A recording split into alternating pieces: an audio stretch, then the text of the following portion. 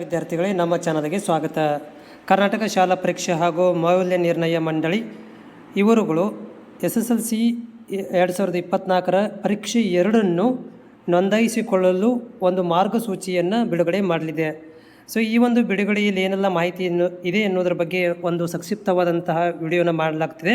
So video ಪೂರ್ತಿಯಾಗಿ ನೋಡಿ. ಯಾರೆಲ್ಲ ವಿದ್ಯಾರ್ಥಿಗಳು ಈಗ 2ನೇ ಫೇಲ್ ಆಗಿದ್ದೀರಿ, ಸೊ ಅಂಥ ವಿದ್ಯಾರ್ಥಿಗಳಿಗೆ ಇದು ಒಂದು ಉಪಯುಕ್ತವಾದಂತಹ ಮಾಹಿತಿ.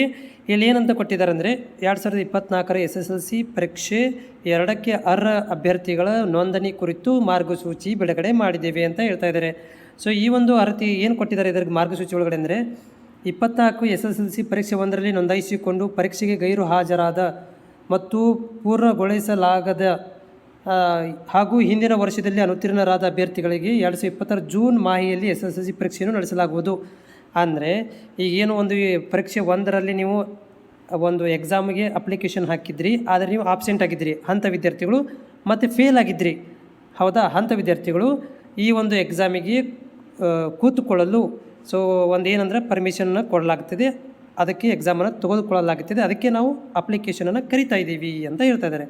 ಸೊ ಇಲ್ಲಿ 1ನೇ ಪಾಯಿಂಟ್ ಏನು ಹೇಳಿದ್ದಾರೆ ಅಂದರೆ 2022, 23ರಿಂದ 23-24 SSLC ಪರೀಕ್ಷೆಗೆ ಪೂರ್ಣಗೊಳಿಸಲಾಗದ ಅಂದರೆ ನಾಟ್ ಕಂಪ್ಲೀಟೆಡ್ ಹಾಗೂ 24ರ ಪರೀಕ್ಷೆ 1ರಲ್ಲಿ ನೋಂದಾಯಿಸಿಕೊಂಡು ಗೈರು ಹಾಜರಾಗುವ ಅರ್ಹ ವಿದ್ಯಾರ್ಥಿಗಳನ್ನು ಶಾಲಾ ಮುಖ್ಯೋಪಾಧ್ಯಾಯರ ಮಂಡಳಿ ಈ ಒಂದು ವೆಬ್ಸೈಟಿಗೆ ಅಂದರೆ ನಿಮ್ಮ ಸ್ಕೂಲ್ ಹೆಡ್ ಮಾಸ್ಟರ್ ಕಡೆಯಿಂದ ಎಕ್ಸಾಮ್ 2ಗೆ ನೋಂದಾಯಿಸಿಕೊಳ್ಳಬಹುದು ಅಂತ ಹೇಳಿದ್ದಾರೆ. ಶಾಲೆ ಲಾಗಿನ್ ರಿಜಿಸ್ಟ್ರೇಷನ್ ಫಾರ್ 2024 ಎಕ್ಸಾಮ್ 2 ಅಂತ ಅಲ್ಲಿ ಕ್ಲಿಕ್ ಮಾಡಬೇಕು.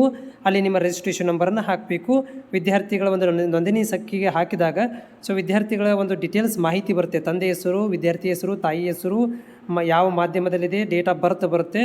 ಇವೆಲ್ಲವೂ ಕರೆಕ್ಟ್ ಇದೆ ಅಂತ ನೋಡ್ಕೋಬೇಕು. ನೋಡ್ಕೊಂಡ ಮೇಲೆ ನಿಮಗೆ ಯಾವ ಒಂದು ಎಕ್ಸಾಮಿಗೆ ನೀವು ಕಟ್ಟಬೇಕಂತಿದ್ದೀರಿ ಅಲ್ಲಿ ಮಾತ್ರ ಟಿಕ್ ಮಾಡಬೇಕಾಗತ್ತೆ. ಟಿಕ್ ಮಾಡಿ ನೀವು ಅದನ್ನು ನೋಂದಣಿ ಮಾಡ್ಕೋಬೇಕಾಗತ್ತೆ. ಉದಾಹರಣೆಗೆ ನಿಮ್ಮಲ್ಲಿ ಫಿಸಿಕ್ಸ್ ಮತ್ತು ಇದು ಇಂಗ್ಲೀಷು ಮತ್ತು ಕನ್ನಡ ಫೇಲ್ ಆಗಿತ್ತು, ಸೊ ಅಲ್ಲಿ ಇಂಗ್ಲೀಷ್ ಮತ್ತು ಕನ್ನಡ ಟಿಕ್ ಮಾಡ್ಕೋಬೇಕಾಗಿ ಎಲ್ಲ ಸಬ್ಜೆಕ್ಟ್ ಕಾಣಿಸ್ತವೆ. ಆದರೆ ನೀವು ಅದರಲ್ಲಿ ಏನು ಮಾಡಬೇಕು, ನಿಮ್ಗೆ ಯಾವುದು ಬೇಕು ಅದನ್ನು ಮಾತ್ರ ನೀವು ಇಲ್ಲಿ ಟಿಕ್ ಮಾಡಿ.